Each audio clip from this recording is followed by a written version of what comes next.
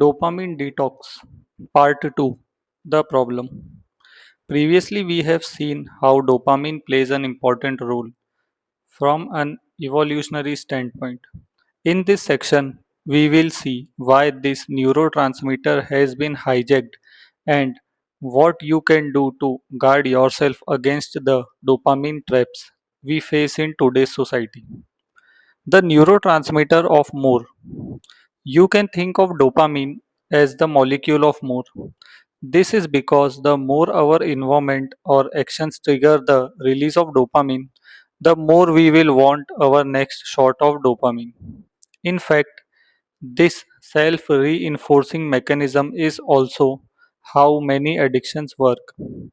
By continuously triggering the release of dopamine through different means, such as drug or alcohol consumption, addicts actually strengthen their tolerance to such stimulation.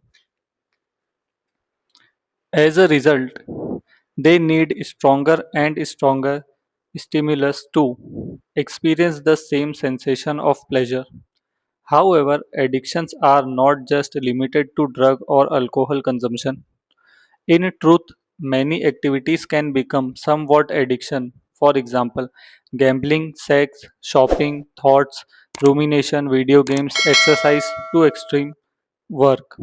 What about you? Are you currently addicted to anything? If you can't spend a day without engaging in a certain activity, it means you are probably a little addicted to it. Fortunately, as we will see later, there are ways to limit the amount of simulation we are exposed to each day. And as we reduce our exposure to simulating activities, we will naturally increase our focus and boost our productivity levels. Now, let's see how your dopamine neurotransmitter is being hijacked in today's world. More importantly, let's see the specific things you can do to regain the control. Action step. Using your action guide, write down a past situation when you couldn't stop doing something. Are there any activities you can't stay away from for one whole day? Write it down as well. Your dopamine neurotransmitters are being hijacked. Your focus is a scarce asset, which is why marketers spend billions of dollars to attract your attention. Many apps are designed to hook you. Social media companies like YouTube, Facebook, and Instagram know that the more time you spend on their platform, the more money they make through advertising. Perhaps one of their greatest recent discoveries is the use of notifications. How many times have you opened an app just because a red notification pops up on your screen? And how many times did you waste subsequently? I wouldn't be surprised if it ran into hundreds of hours each year. And thanks to ever more sophisticated algorithms, companies have become better at hooking us. Amazon's book recommendation system is more accurate and widespread than any system a physical store book could create. Likewise, YouTube suggestions are heavily customized, and Facebook's customer reach algorithm is quite amazing too. As a demonstration, try the following experiment. Visit your newsfeed, watch a couple of suggested videos on a similar topic, and see what happens. The other day, I watched a basketball video and immediately received a recommendation to view another one. So I watched it, and then I watched another one, and so on. Now, the development of sophisticated algorithm has its pros and cons. On the plus side, it becomes easier to discover the content you actually want to watch. On the negative side, it makes it easier to become stuck in a never ending loop, watching one video after the other, in a sense, instead of using the internet to find information or communicate with loved ones. The internet has become the one using you. It does so by hijacking your focus and making you unproductive and, as a result, restless. Social media notifications are a great example of how your brain is being hijacked. Whenever you see a notification, you anticipate the reward you will receive when clicking on it, which triggers the release of dopamine in your brain. However, this doesn't make you happy or fulfill you, at least not for long. Remember, dopamine is not a pleasure chemical, it is a neurotransmitter that is activated when you anticipate a potential pleasure, and that pleasure is usually temporary. Below are some other ways your dopamine neurotransmitter are being hijacked. Whenever you check your email, you are expecting a reward, which could be a message from a friend or some exciting news. Whenever you checked, Whenever you check stats such as investment portfolio or a website traffic stats, you expect a reward from seeing encouraging numbers, and the unpredictability makes it more exciting. Whenever you visit YouTube, you expect to watch interesting or exciting videos. Whenever you visit social media sites such as Facebook, Twitter, or Instagram, you are anticipating rewards such as likes or comments on your post, messages from friends, or interesting content. When you engage in any of the above activities, you risk becoming not only overstimulated but also distracted, and as a result, you will lose your ability to focus. Whoever has succeeded in staying away from the internet or social media for a few days understands what a waste of time and focus such activities can be. What about you? How do you allow your dopamine neurotransmitters to be hijacked? Food craving. Hunting for food used to be one of our biggest drivers for action. Hunger, alongside the anticipation of a great reward, food leads us to act. And the food that gives us the most pleasure was highly nourishing, tasty, and often contained sugar. According to Professor Susan Klaus, a biologist at the German Institute of Human Nutrition in Potsdam, our craving are sweet foods is innate. Sugar triggers the release of dopamine and makes us feel good. She wrote, experiments have shown that the combination of sugar and fat is especially effective in simulating the brain's reward system. Therefore, it's hardly surprising that we like to get our daily dose of sugar and fat, is it? However, these days, most of us live in a different environment. Although we still need to feed ourselves, the feeling of anticipation that drove our ancestors to search for food has become irrelevant. We can simply visit our local supermarket and buy what we want. There is no need to exert much effort, and for most of us, food is plentiful. Yet, our biology has remained the same. We still experience that feeling of anticipation when being presented with rich food. This is where the food industry comes in. In this industry, marketers spend millions to encourage us to buy their product. They discovered that by adding sugar, among other things, they can not only make the food more palatable, but they make us crave more. For this reason, if you look at the list of ingredients contained in any processed food, you will find sugar in most of them. However, I should mention that while there is a debate on the actual addictive power of sugar, it is unlikely to be as addictive as cocaine, as you might have read in some online articles. Robert Lustig, professor of pediatrics at the University of California, San Francisco, asserts that sugar is addictive but on the same level as nicotine, not drugs like heroin. As Dr. Ziauddin, a psychiatrist at the University of Cambridge, noted, The brain's reward system and the circuits that control eating behavior are same ones that respond to drugs of abuse. But unlike sugar, drug of abuse seem to hijack those systems and turn off their normal controls.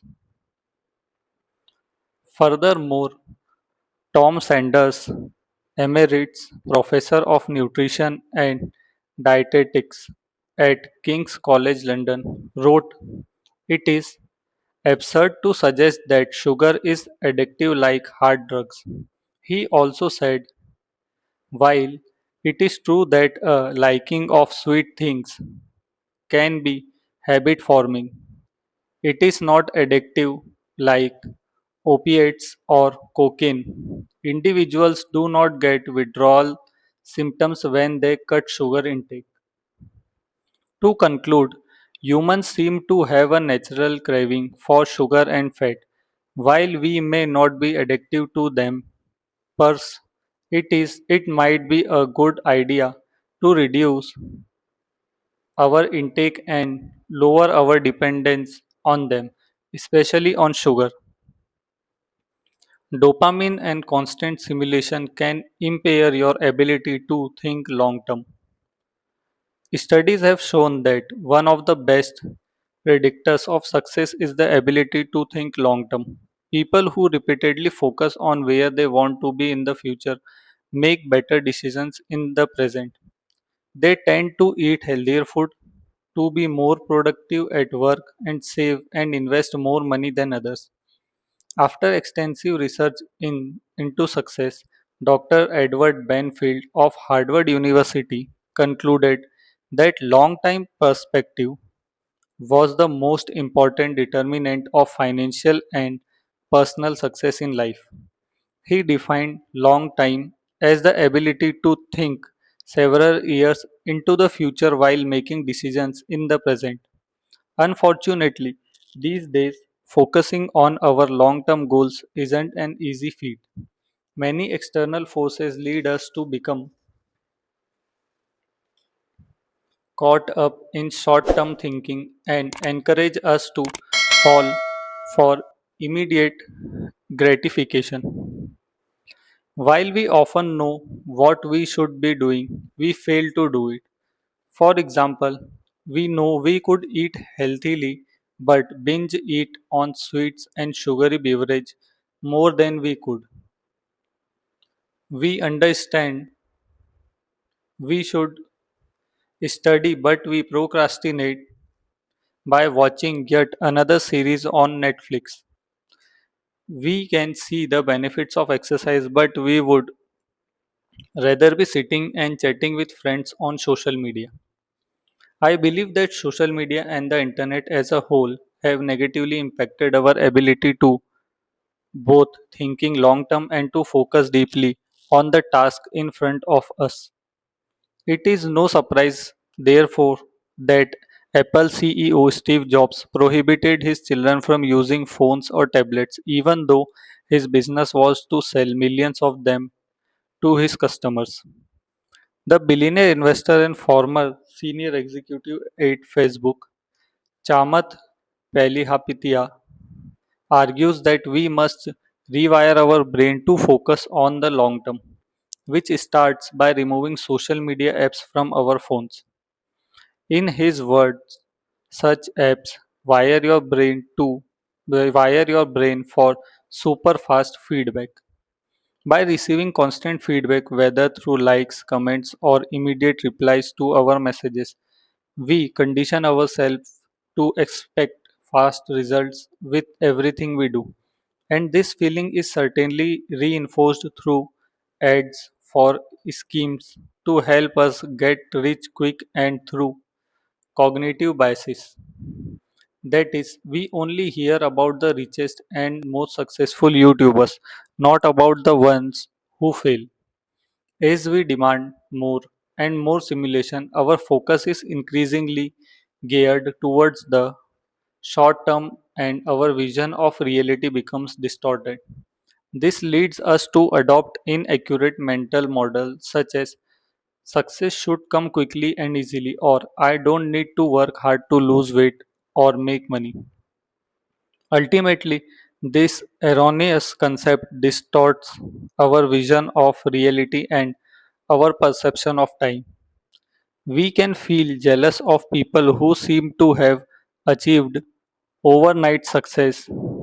We can even resent popular YouTubers. Even worse, we feel inadequate. It can lead us to think we are just not good enough, smart enough, or disciplined enough. Therefore, we feel the need to compensate by hustling harder. We have to hurry before we miss the opportunity. We have to find the secret that will help us become successful. And in this frenetic race, we forgot one of the most important values of all: patience. No, watching motivational videos all day long won't help you reach your goals, but performing daily consistent actions sustained over a long period of time will. Staying calm and focusing on the one task in front of you every day will. The point is to achieve long term goals in your personal or professional life. You must regain control of your attention and rewire your brain to focus on the long term. To do so, you should start by staying away from highly simulating activities. Here is a perfect illustration of long term thinking. Amazon, the world's third largest company, was created in 1994 but had to wait until 2003 to have its first profitable year. That year, it generated a net profit of 35 million after reporting a net loss of 149 million the previous year. Now, its founder Jeff Bezos could probably have made profits earlier, but instead he decided to reinvest in his business to create strong foundations that he hoped would enable Amazon to survive for decades. I encourage you to do the same in your personal and professional life. Build the foundations for success one brick at a time. Build them strong so that they won't collapse at the first obstacle or setback. Remember, long term thinking is the secret to achieve your goals, but it won't happen today or tomorrow. You must develop the art of patience and consistency. To do so, eliminate the distractions that make you feel restless. Remove the external simulations that prevent you from focusing on the long term picture. Then you will stand a much better chance of ending up where you want to be in the coming years. The bottom line is this: in many aspects, today's society is designed to hijack your dopamine neurotransmitters, and unfortunately, this is not designed in your best interest. It is designed to empty your wallet as effectively and thoroughly as possible. However, and more importantly, it dramatically erodes your ability to focus, making you feel restless and often bad about yourself. Overstimulated, you find yourself unable to do the difficult things that would have the greatest positive impact on your life and on the lives of people around you. Action step: using your action guide, complete the prompt below by being as specific as possible. My brain is being hijacked when you are overstimulated. While there are many reasons to procrastinate, the most important one and the one overlooked most often is overstimulation. When you are calm and focused, doing your main work can be surprisingly easy. You might even be excited, looking forward to making progress towards your biggest goals each day. However, the problem is that you are often anything but calm and focused. Instead, you are rushing through your day, jumping from one task to the next. You tend to run in circles like a hamster in a wheel. Yet you never seem to complete your work. You let interruptions kill your focus and you waste hours checking your emails, visiting social media sites, or watching one educational video after another. It often starts first thing in the morning when you grab your phone. Then it continues when you check your emails, but it doesn't stop there. You then decide to visit social media sites for a few minutes. By that time, emails, notifications, and likes will have already triggered the release of dopamine in your system.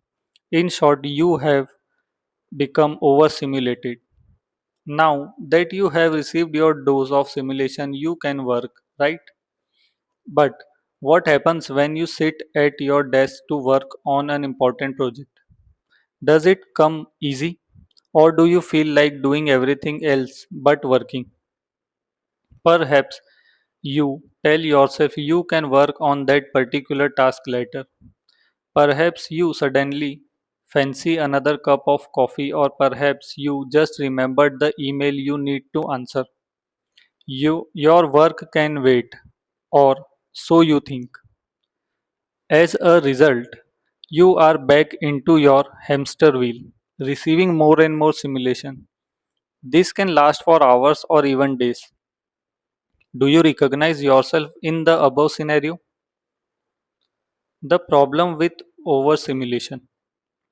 When you are engaging in highly simulating activities, your brain will keep demanding more and more simulation. As your level of simulation rises, regular tasks will appear increasingly dull and unappealing. You will ask yourself, why work on my book, write a report, or create a marketing plan when I could be doing something far more exciting? The gap between your current high level of simulation and the lower level of simulation need to tackle difficult tasks leads you to procrastinate. Picture in this way. You are on a different simulation wavelength, and this wavelength has no overlap with the wavelength you must be in to tackle your major task. For instance, as a writer, my most important task is to write, obviously. However, as soon as I start checking social media, signing into YouTube, or looking at my sales figure, I find myself pulled into a whirlpool of distractions from which I can't seem to escape. As my level of simulation increases, writing becomes one of the most unappealing and challenging tasks imaginable. Now, the key question is, what can we do about it? How can we lower our level of simulation to make our major task appear more appealing and even exciting?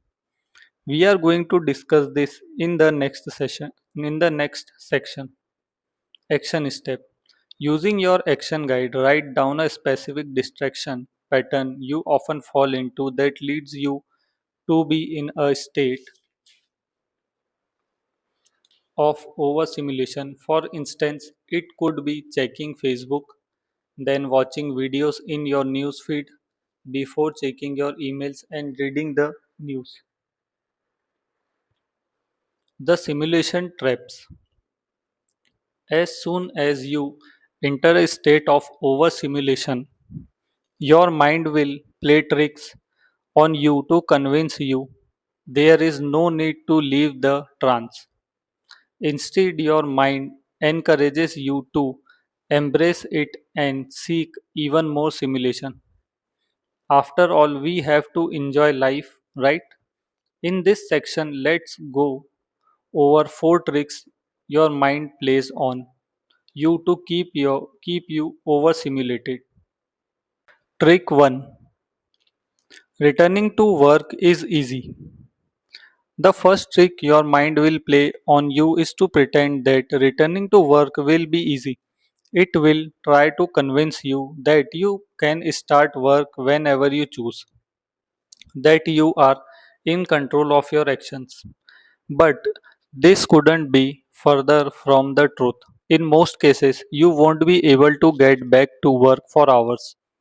You might even find yourself posting your key task until the next day. The bottom line is once you are overstimulated, you will find it difficult to go back to work. I can't count how many times I told myself I would start writing later. It never happens. Therefore, if you catch yourself thinking you are in control of your actions and can return to work whenever you want, watch out. Trick 2, you can do it later. Another trick your mind will use is to tell you that you can do your task later. It will convince you there is plenty of time in the afternoon or that you can always do it tomorrow, next week, or next month. However, if you don't fight back, putting things off will become a habit. And 5 years from now, you will be angry with yourself for having accomplished so few goals. Trick 3, excitement is not the same thing as fulfillment. When you are engrossed in simulating activities, your mind will sell you on how much fun and enjoyment you are having. You should do more of it. Don't worry about anything else for now. Just enjoy yourself. Or so your mind says. But whatever your mind says, excitement doesn't equal fulfillment. Once your level of simulation reverts back to normal, ask yourself the following question: how much did I actually benefit from watching YouTube videos, scrolling through my Facebook newsfeed, or checking my emails repeatedly? In hindsight, was the time spent in a meaningful way? Did it enhance the quality of your life? Remember, exciting, excitement isn't fulfillment. Excitement can be fun, but make sure you work on developing an inner sense of peace and a heightened state of focus. This is much more likely to bring you fulfillment in the long run. If you want to learn how to use your time both effectively and meaningfully in greater depth, read Book 8 in my Mastery series Master Your Time. Trick 4, you are missing out. Checking emails or news every 30 minutes gives you the illusion of having some control over your environment.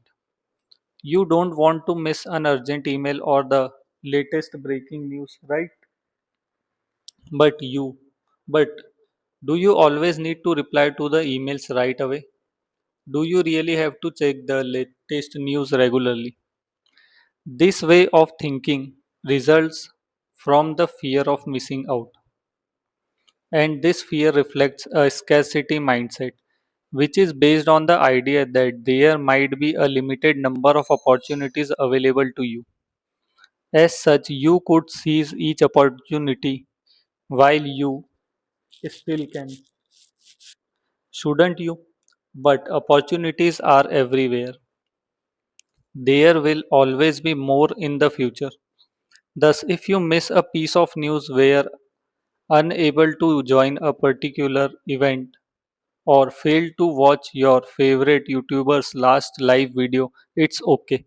Sure, I wouldn't recommend you miss the birth of your children or the wedding of your brother or sister, but for most events, it doesn't matter. Personally, I seldom read the news and never answer my phone unless I know who the caller is. And I almost never worry about missing a specific event because I know there will always be more events to enjoy in the future. What about you? Do you experience the fear of missing out? As you go through your day, take note of whenever you fall into these traps.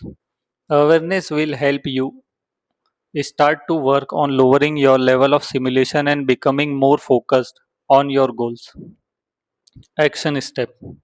Using your action guide, rate yourself for each of the following trick on a scale from 1 to 10. 1 meaning you don't fall for that trap, 10 meaning it described your situation perfectly. Trick 1. My mind convinces me going back to work is easy. Trick 2. My mind tells me I can do it later. Trick 3. My mind makes me believe that excitement is similar to fulfillment. Trick 4. My mind tells me opportunities are limited.